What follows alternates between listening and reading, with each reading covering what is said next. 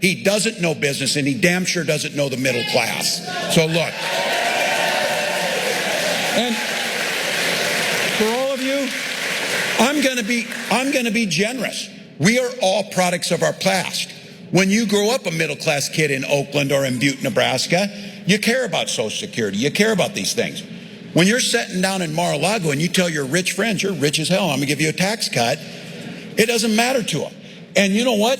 When my mom looks for that Social Security deposit to be made in her bank account, that's how she's gonna feed herself. That's how she's gonna get things done. He doesn't give a damn if his Social Security check comes or not. So let's be very clear. If any of our relatives or anyone gives us this, if they tell us, well, Donald Trump's understand us, that's he does not understand. I love all the substance there. I also love how much energy Tim Walz is bringing on a day in which Donald Trump is now facing all of these questions about whether he has the physical stamina to even make it to election day, let alone to govern as president for 4 years. He's canceling all these events left and right. Tim Walz is going like a mile a minute. Like that was like if Ben Shapiro had any of the right policies, then it might look like that. But I think it's a great point.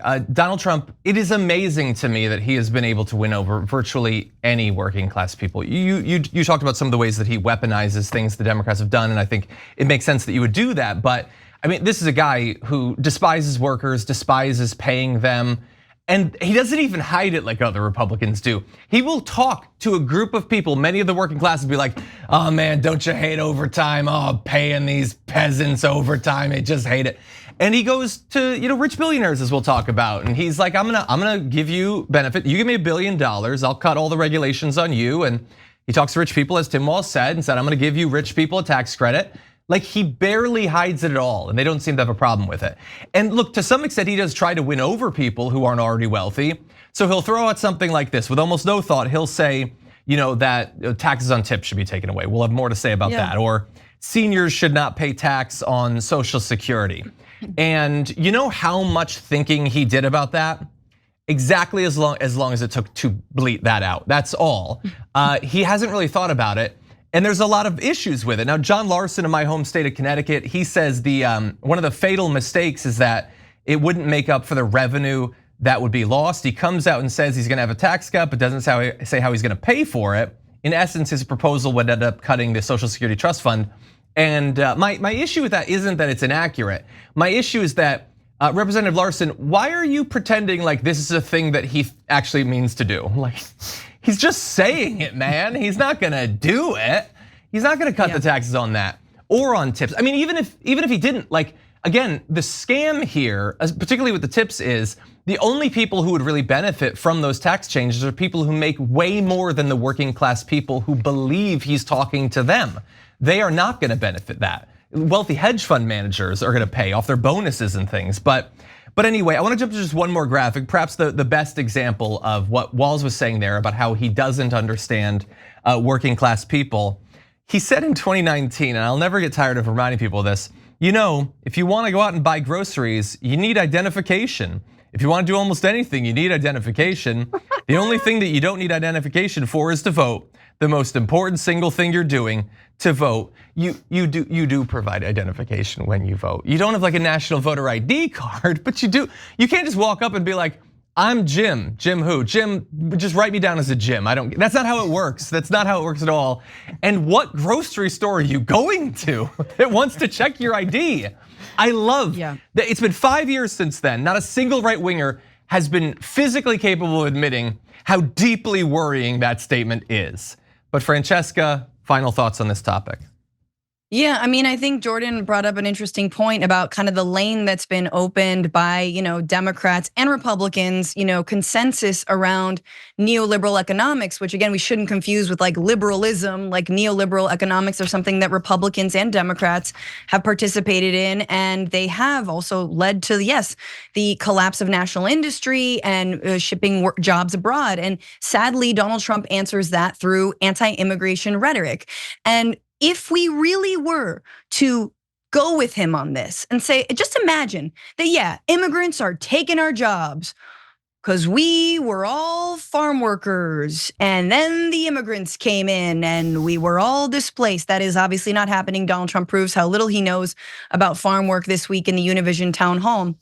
But the real answer is Well, why would certain workers undercut the jobs of others? Like, wouldn't the labor protections of that industry and wouldn't the labor protections of those workers ensure their job stability?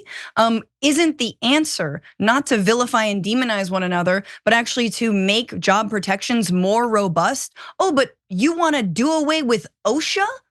So just like no occupational safety standards whatsoever, no hazard standards. You can breathe in all the asbestos you want and you can't sue your employer for it. Amazing. So this is the reality of it, is the answer to it. And Kamala Harris gets us maybe halfway there, right? And I think to the extent she just tweeted just now that Donald Trump's a threat to the working class and to unions, we need to stand by unions. And I think that was the one part of Biden's legacy that is incredible and important to stand on, is his support of unions. It's like, that's the answer to Trumpism. That's the answer to we need to bring national industry back and slap all these tariffs. It's to have a worker-led, a union movement that actually, yes, make sure there's industry and manufacturing in this country, but doesn't simultaneously start a trade war with China and slap a bunch of tariffs on consumers, or that ultimately fall down on consumers. Yeah, I think part of this is a messaging issue. And John, you point out that quote from John Larson, who's trying to get into the details on a policy that Trump would never pursue. And I think that's misguided. You're just wasting bandwidth. Like you say, it should just be, this isn't gonna happen. And we know that, we can see that through his actions. Why didn't you do this the first time? Something like that. On the no tax on tips thing, that's clearly geared toward, I don't know about clearly because I just made that connection recently, clearly geared toward winning over people in the service industry in Nevada. It's not nationwide. It's not really going to have, he's not going to pursue it, of course, but it's also, if enacted, it would be structured in a way that would allow wealthy people to restructure their compensation to exploit that loophole. Yeah. Harris, if you remember, also proposed something like that would be more pro-worker, and that upset Trump. He said, hey, whoa, she stole my policy. But where has that been? Why aren't they making that a big part of their message? I haven't heard them mention that since. If you're sincere and you really care about that, hammer that point and continue pointing out that one of his signature talking points of this cycle is insincere and you have a better alternative. I haven't heard that since he got upset about it. Where is that? Yeah, I don't remember. I once or twice I've heard. I don't remember where, which means it's not nearly enough. And to your point earlier, yeah, that's the sort of Trojan horse of that. It's that it's going to be millionaires that are actually benefiting off of this. Harris she wants to do the same thing. And look, I don't even know why this is a thing that all of a sudden everybody needs to focus on. As a person who worked for tips for many years, and also because of low income would not have benefited from this because that's how taxes work. Her plan caps it at $75,000. Like if you make more than $75,000, you can't use this loophole anymore. And so like Trump obviously would never do that. And that kind of reveals the whole point of this.